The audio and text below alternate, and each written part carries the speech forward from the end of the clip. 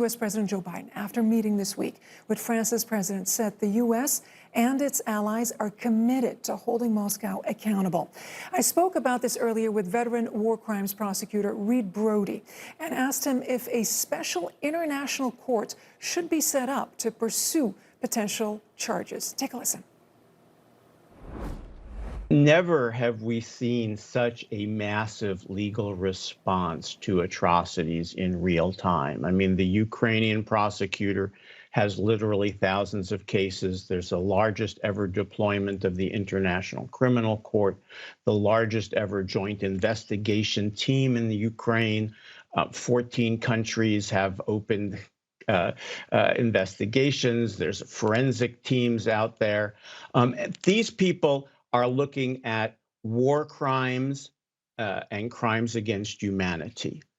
Now there is a proposal, as you said, put on the table by the European Union to create a special court, not for war crimes, but for the crime of aggression. Now, aggression was considered at the Nuremberg trials of the German leaders to be the supreme international crime, the crime that paves the way for all the other crimes. In the aftermath of the Cold War, the United States, the Soviet Union, the big powers put that crime to the side for obvious reasons. They didn't want a judge deciding whether they had committed aggression. And because of that, the International Criminal Court does not have jurisdiction over the crime of aggression in Ukraine. And so the proposal has been made to set up a special tribunal to look at Russia's crime of aggression. And the attractiveness of that proposal is that it goes straight to the top. All the investigators now in Ukraine are looking at, soldiers. Many of them have been captured, have been put on trial in Ukraine.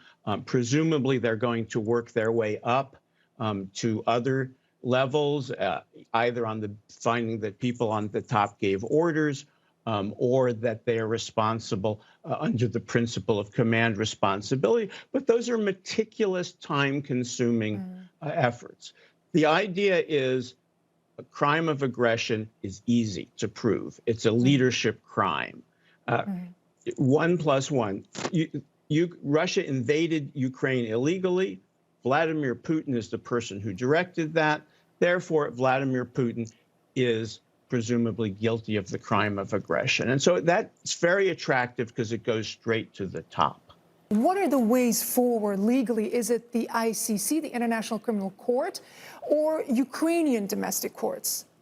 Well, I mean, the proposal, right now the ICC and the Ukrainian domestic courts are investigating war crimes and crimes against humanity. We've already seen trials, and presumably we will see other trials.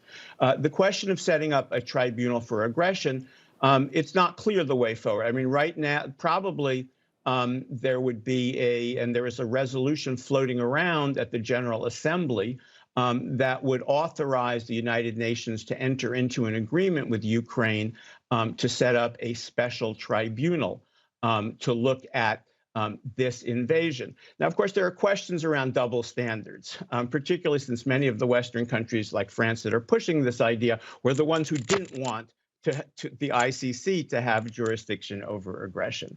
And you have questions why Putin's invasion of Ukraine is aggression, but not Bush's invasion of Iraq. And there's already a widespread perception, particularly in the global South, that international justice only kicks in against enemies of the West. I mean, why this massive response, which we all applaud, why this massive legal response for Ukraine, but not for Yemen, not for Palestine, not for Ethiopia? So this is a very important idea. The question is, how can we do it in a way that doesn't look like it's just when, the Western countries want this to happen? But, this is one of the clearest, if not the clearest case of aggression we have seen in our lifetimes. Brody, author of To Catch a Dictator. Thank you very much for taking our questions. We appreciate you. Thank you. You're quite welcome.